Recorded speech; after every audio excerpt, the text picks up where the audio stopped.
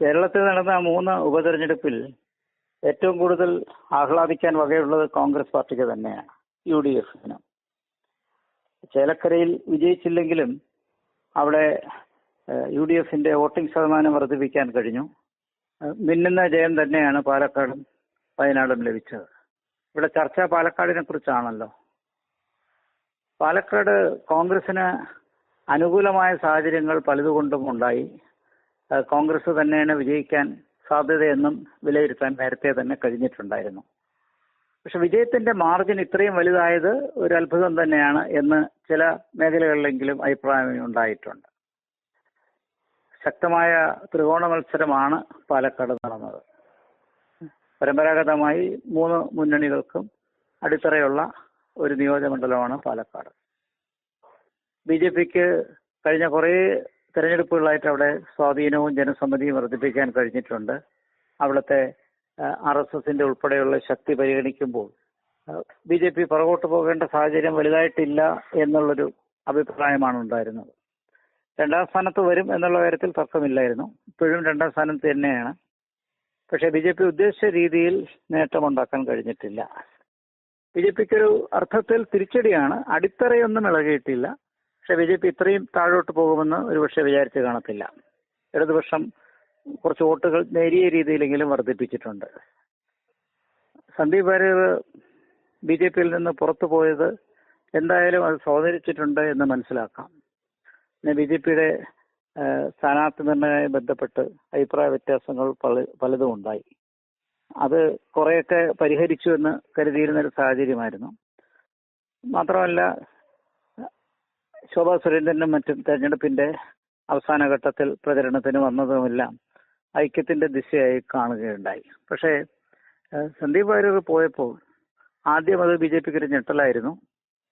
പിന്നീട് RSSും മറ്റും ഈ അവസരം ഒന്നിച്ചു നിൽക്കേണ്ട സാഹചര്യമുണ്ട് എന്നുള്ള നിലയിൽ കൺസോളിഡേറ്റ് ചെയ്യാൻ ശ്രമിച്ച് പ്രവർത്തിച്ചതും ശ്രദ്ധേയമായി. പക്ഷേ ജനകീയത വർദ്ധിക്കാൻ ഇതൊന്നും കാരണമാക്കിയിരുന്നില്ല. അപ്പോൾ സ്വാഭാവികമായിട്ടും BJPക്ക് ആത്മപരിശോധന നടത്തണം, എന്തുകൊണ്ടാണ് ഇത്രയും വോട്ട് കുറഞ്ഞത് എന്നുള്ളത്.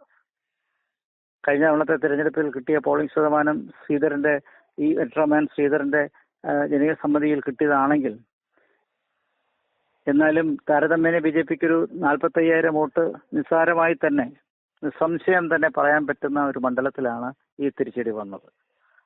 അപ്പോൾ നിലവിലെ രാഷ്ട്രീയ സാഹചര്യത്തിൽ ഭരണവിരുദ്ധ വികാരം അതിന്റെ കൂടുതൽ മെച്ചവും UDF-നാണ് കിട്ടിയത്. ഷാഫി പറമ്പിൽ തെരഞ്ഞെടുപ്പ് രംഗത്ത് പൂർണ്ണമായിട്ടും ഉണ്ടായിരുന്നു. കോൺഗ്രസിന്റെ അണികളെല്ലാം ഏതാണ്ട് ഒറ്റക്കെട്ടായി തന്നെ നിന്നു.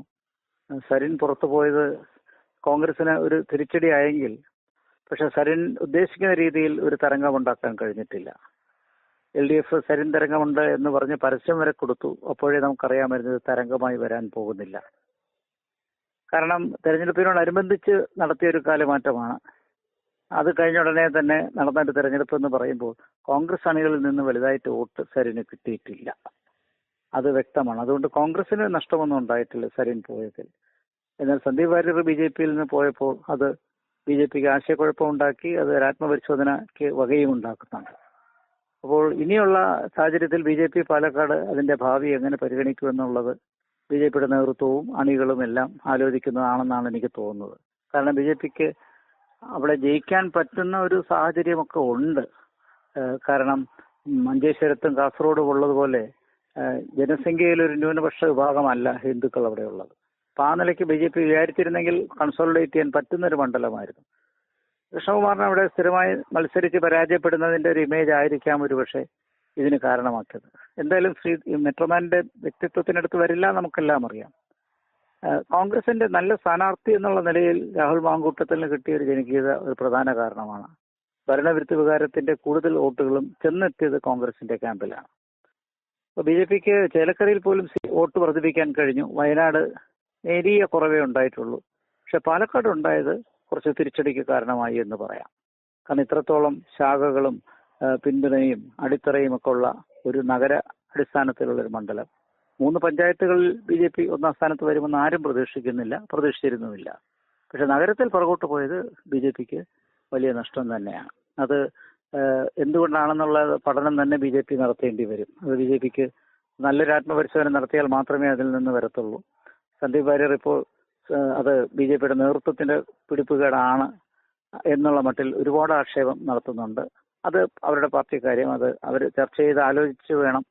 ഇല്ലെങ്കിൽ BJPക്ക് പാലക്കാട് വളരാനുള്ള സാധ്യത ഇനിയും മങ്ങാനേ സാധ്യതയുള്ളൂ. കോൺഗ്രസിനെ സംബന്ധിച്ചിടത്തോളം വലിയ മുന്നേറ്റമാണ് ഉണ്ടാക്കിയത്.